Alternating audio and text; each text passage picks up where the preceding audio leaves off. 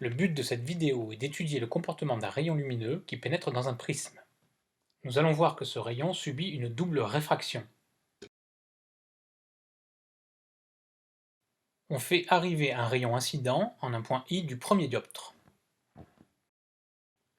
L'angle d'incidence sera noté petit i. L'indice de l'air est égal à 1, alors que l'indice du verre est égal à 1,5. Le rayon passe d'un milieu moins réfringent à un milieu plus réfringent. Il va donc se rapprocher de la normale. L'angle de réfraction sera noté petit r, il est donc inférieur à petit i. Le rayon arrive maintenant sur un deuxième dioptre, le dioptre vert R, donc on passe d'un milieu plus réfringent à un milieu moins réfringent. Donc par rapport à la normale, si on note l'angle R', l'angle d'incidence sur ce deuxième dioptre, l'angle de réfraction va être noté I' et il sera plus grand que l'angle R'. Le rayon va s'éloigner de la normale.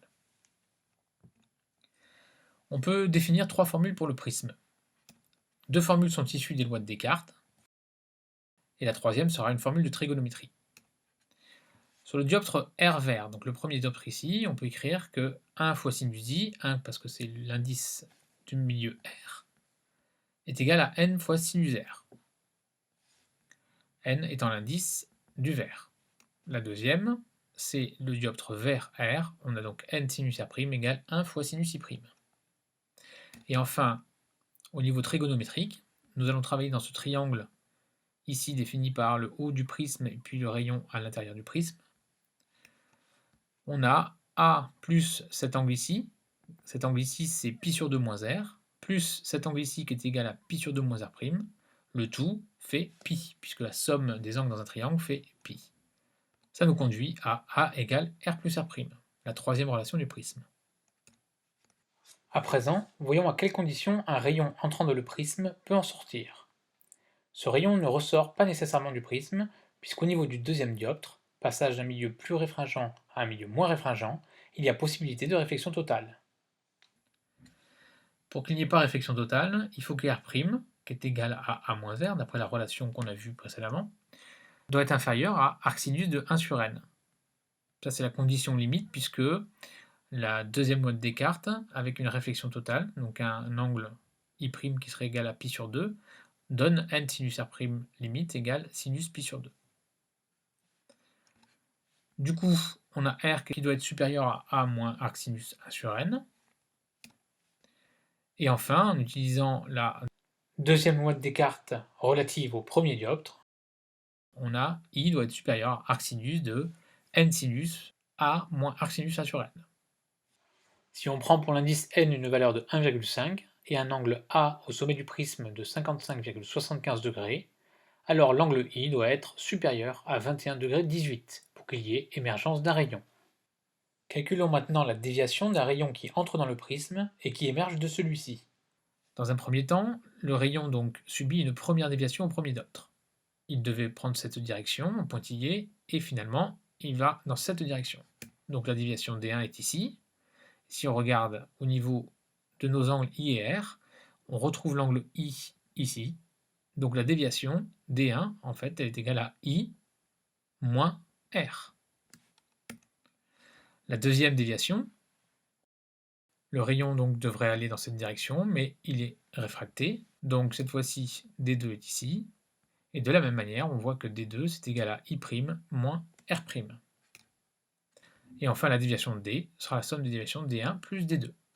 Donc D1 égale I moins R, D2 égale I' moins R'. Et ainsi, la déviation s'écrit I moins R plus I' moins R', ce qui fait I plus I' moins A, puisque R plus R' est égal à A. On peut exprimer la fonction D égale f de I, la déviation en fonction de l'angle d'incidence. Pour cela, on va encore utiliser les lois de Descartes. Donc les trois formules du prisme nous permettent d'exprimer I' en fonction de I. Alors qu'est-ce que ça donne? N sinus R' égale 1 sinus I', ça c'est la loi de Descartes relative au deuxième dioptre, donne I' égale arcsinus N sinus R'. Et maintenant on va exprimer R' avec l'aide de la relation trigonométrique, ça fait A moins R, et enfin R à l'aide de la loi de Descartes relative au premier dioptre, on va obtenir R égale arc sinus I sur n, ce qui donne cette fonction ici. On voit que donc la déviation ne dépend plus que de I si n et a sont fixés. On peut tracer cette fonction d égale f de i. Voici ce qu'on obtient pour un angle de 55,75 degrés et un indice de 1,5. Alors on voit ici que on a la forme d'une cuvette avec l'existence d'un minimum de déviation. On voit que pour une déviation, on a deux angles possibles, I et I'. En fait, ceci est dû au phénomène de retour inverse de la lumière. Le rayon rentre avec un angle d'incidence I dans le prisme, il en ressort avec un angle I'. Donc si on fait se propager la lumière dans l'autre sens, eh bien c'est normal qu'un angle I' donne une déviation identique avec un angle de sortie qui sera I. On voit donc que si on augmente I, la déviation va diminuer, mais l'angle I' va aussi diminuer et va conduire à la même déviation. Et l'endroit où I sera égal à I' correspondra à la déviation minimale. Donc, si D égale à dm, alors I égale à I'. Donc R est égal à R', puisque les deux lois de Descartes, au niveau des dioptres, vont être identiques.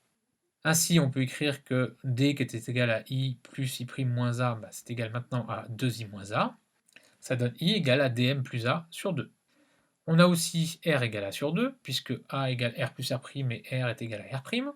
Donc tout ceci devient, au niveau de la loi de Descartes, sinus I égale n sinus R, qui donne sinus de dm plus A sur 2 égale n sinus A sur 2. Et bien à partir de cette relation, on a dm égale 2 arc sinus n sinus A sur 2 moins A. Généralement, on utilise la mesure de la déviation minimale mesurée avec un goniomètre pour obtenir la valeur de l'indice du prisme. Il faut pour cela que A soit connu.